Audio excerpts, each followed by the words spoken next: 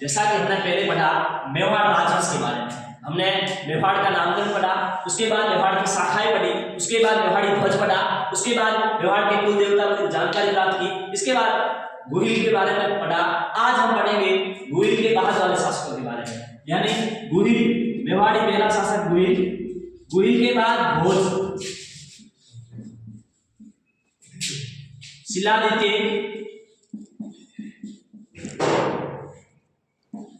महेंद्र प्रथम, अपराजित, महेंद्र सेकेंड।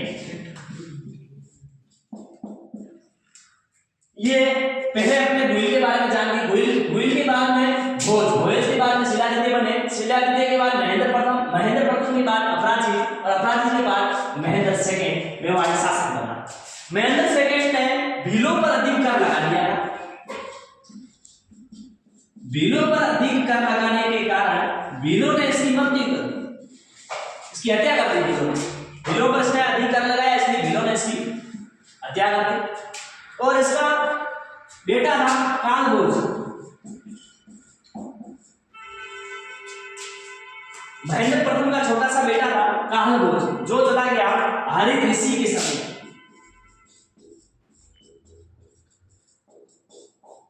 हरित ऋषि के समय, यानी कि कालभोज जो था वो हरित ऋषि के शरण में चला गया और महेंद्र सेकेंड की मृत्यु।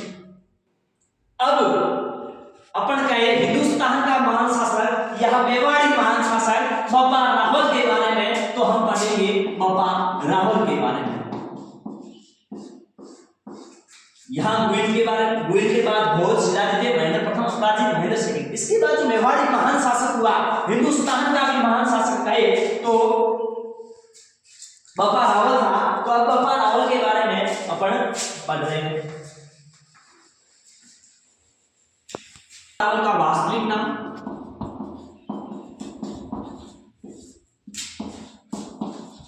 कालभोज था।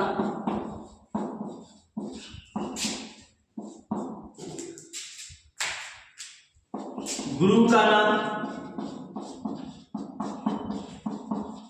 हरित ऋषि था।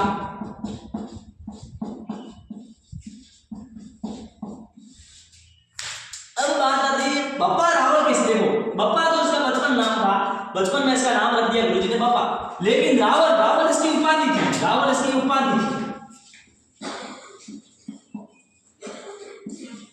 अरब का शासक था जुनैद, जो भीलों पर अत्याचार कर रहा था। इस कारण अब हरित ऋषि जी ने कहा ये जुनैद एक तरह का डाकू है, इसको कौन खत्म करे। बप्पा रावल ने कहा गुरुजी ये काम तो मैं करूंगा, तो क्या तेरे से हो जाएगा। तो हाँ, बप्पा रावल जाता है और अपने बलबूते पर जुनैद की हत्या, जुनैद को मार देता है। पापी जुनैद को मारने पर इसको हरित ऋषि उपाधि देता है रावल की।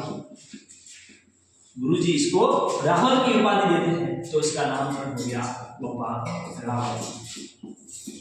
इसकी जानकारी की बात करें तो colonel James Tod, colonel Tod और मुनोत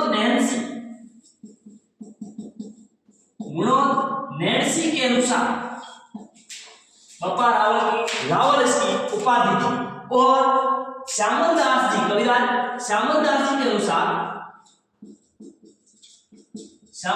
के अनुसार ये बप्पा रावल पूरी उपाधि थी, यानी बप्पा केवल रावल की उपाधि नहीं थी, बप्पा रावल उपाधि थी इसकी। लेकिन कर्नल टोड और मोनित नैन्सी के अनुसार इसकी रावल उपाधि थी, जिसको दी थी हरित ऋषि जी। यहां तक भी अब इसने गुरुजी की सेवा की 12 वर्ष तक, तो गुरुजी यही चाहते थे कि इसके पिता की तो हत्या कर दी गई, और मैं अपने जो गुरुजी अपने इष्ट के आगे सेवा करते थे, वो इष्ट के सामने यही मांग करते थे कि मेरे बप्पा को मेवाड़ी शासक बनाए। वो अपने इष्ट के सामने ये मनोकामना करते थे कि मेरे एक दिन मेरा जो बप्पा रावल है, ये मेरा शिष्य एक दिन मेवाड़ का शासक। अब बप्पा रावल इनके यहाँ हरित ऋषि जी के यहाँ, हरित ऋषि जी अपने गुरु की सेवा करते थे और गाय भी चराने जाते। अब क्या हुआ, एक दिन बप्पा गाय चरा। अब गाय जो है, एक गाय दूध देगी वापस आया पापा तो किसी ने कहा कि एक गाय दूध नहीं देती, एक गाय का दूध कोई निकाल देता। हरी ऋषि ने पापा को बुलाया, पापा इधर। पापा गया पास। हाँ गुरुजी, क्या बात है? तो गुरुजी ने कहा पापा एक गाय का दूध तू पी जाता।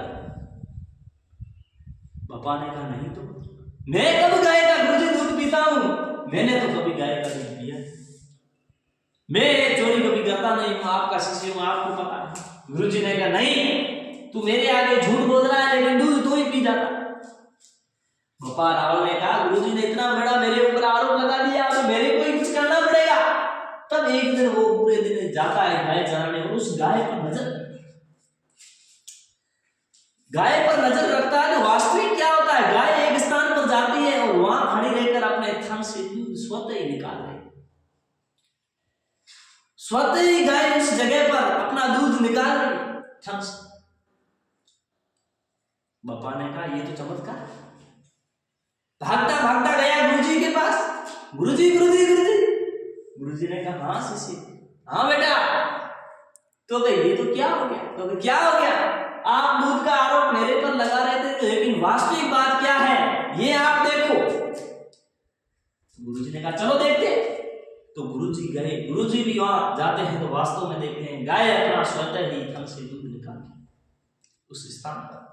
गुरुजी गए, वहां ऐसे कुछ पड़ा था, कचरा वगैरह, उसको हिलाया तो नीचे देखा तो मंदिर दिखा, छोटा सा मंदिर, जिस मंदिर का नाम था एकलिंग।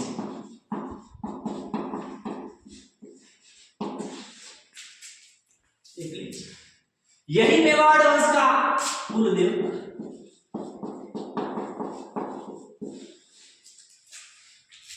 एकलिंग दीवान कथे वो महाराणा प्रताप। ऐसे वो शासक थे, यानी कि कुल देवता की बात करें तो उनका कुल देवता है एकलिंग जी, जिनको एक स्थान पर गाय स्वतः ही दूध निकाल रही थी।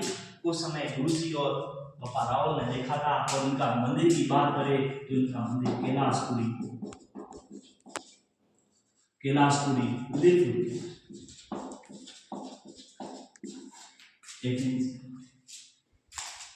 अब उस मंदिर को इन्होंने बड़ा बनाया और उस मंदिर को मेवाड़ वंश का कुल देवता ये बापा रावल और गुरुजी ने ये चमत्कार देखा, और एकलिंग जी का चमत्कार को वही आशीर्वाद मिला। और एक दिन क्या हुआ, पापा जा रहा था गाय चराने और गुरुजी का अंतिम दिन। गुरुजी ने कहा पापा तू जल्दी आना, मैं तुझे कुछ दूंगा। पापा ने कहा कि गुरुजी मजाक कर लेते हैं, कभी कभी गुरुजी की आदत, गुरुजी की इंसान। पापा ने गौर किया, पापा अपनी मस्ती से गया वापस आया अपने टाइम, देखा तो गुरुजी अब इस संसार से विदाई दे। जल्दी आ पापा जल्दी आ, ऐसे गुरुजी आवाज दे।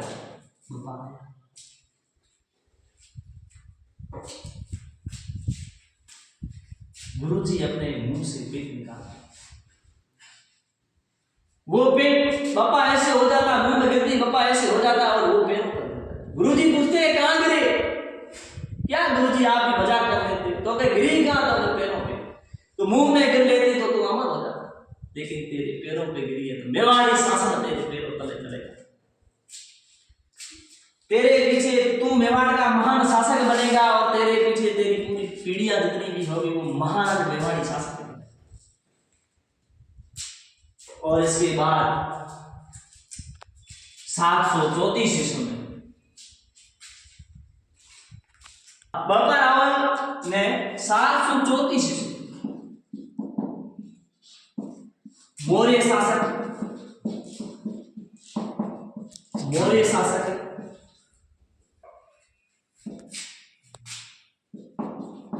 मान मौर्य को हराकर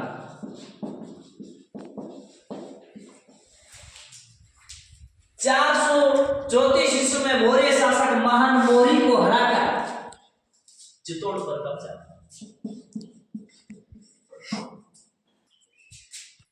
हो गया 434 734। यानी 734 ईस्वी में मौर्य शासक महान मौर्य को हराकर चित्तौड़ पर कब्जा किया और पुनः मेवाड़ी शासक, पुनः मतलब इसका पिता जो था महेंद्र प्रथम वो मेवाड़ का शासक था, जिसकी भीलों पर अधिक कर लगाने के कारण मृत्यु हो गई थी और ये पुनः अपना मेवाड़ी शासक बन गया बप्पा रावल। अब चित्तौड़ मतलब महान मौर्य को हराकर इसकी जो जानकारी है ये महान मौर्य शिलालेख से मिलती है।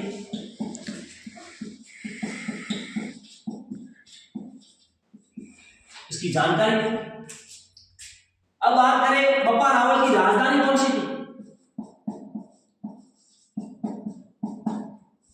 राजधानी थी नागदा।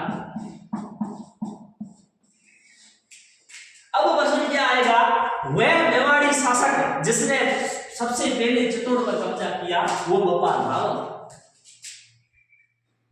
वह मेवाड़ी शासक जिसने मौर्य शासन को हरा दिया वो था बप्पा रावल।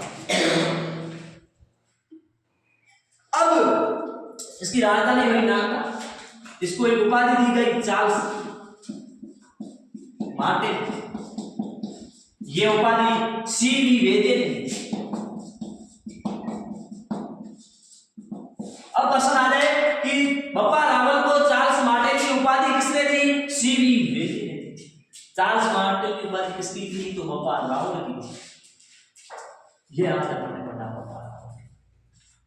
बप्पा रावल के जीवनी के बारे में, गुरु और शिष्य की कहानी के बारे में पढ़ा, महान मेवाड़ी शासक के बारे में पढ़ा और एक दीवान के बारे में पढ़ा। अब प्रश्न आए मेवाड़ का राजा, मेवाड़ का राजा किसे कहा जाता है?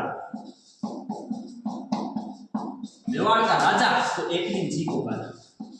इनके कुल देवता को ही मेवाड़ का राजा कहा जाता है। और मेवाड़ी राजा, मेवाड़ी जो राजा है उसे क्या कहा जाता है? उसे एकलिंग जी का दीवान कहा जाता है। दो प्रश्न घुमा के हैं, मेवाड़ का राजा एकलिंग जी को कहते हैं और मेवाड़ी राजा को क्या कहा जाता है? तो मेवाड़ी राजा को एकलिंग जी का दीवान। वो एकलिंग जी दीवान ने कहा महाराणा प्रताप, तो वो एकलिंग जी जो दीवान है वही मेवाड़ी राजा।